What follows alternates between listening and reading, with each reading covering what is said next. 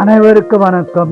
8/1/2026 முதல் 15/1/2026 வரை வார பலன் 12 ராசிக்கு சொல்ல இருக்கிறேன்.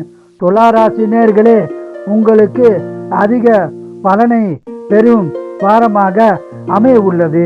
குடும்ப ஒற்றுமை சிறப்பாக இருக்கும். குடும்பத்தில் சுபகாரியம் நடக்க வாய்ப்புள்ளது. உங்களுக்கு நிலம், வீடு, வண்டி வாங்கும் யோகம் உள்ளது.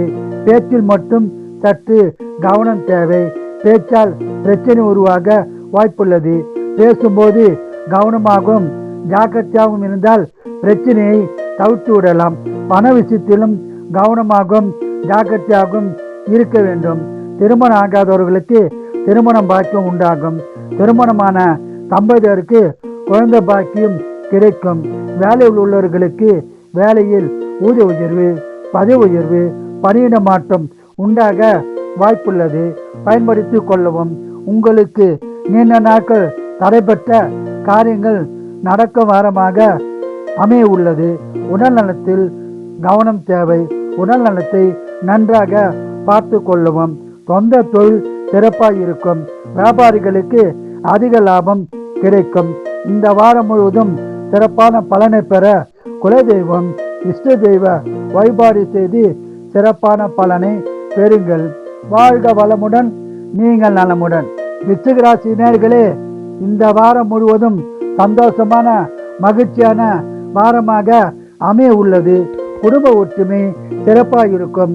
குடும்பத்தில் சுபகாரியம் நடக்க வாய்ப்புள்ளது. நிலம், வீடு, வண்டி வாங்கும் யோகம் உள்ளது. ஷேர் மார்க்கெட்டில் ஈடுபட வேண்டாம். ஈடுபட்டால் நஷ்டம் உண்டாக வாய்ப்புள்ளது.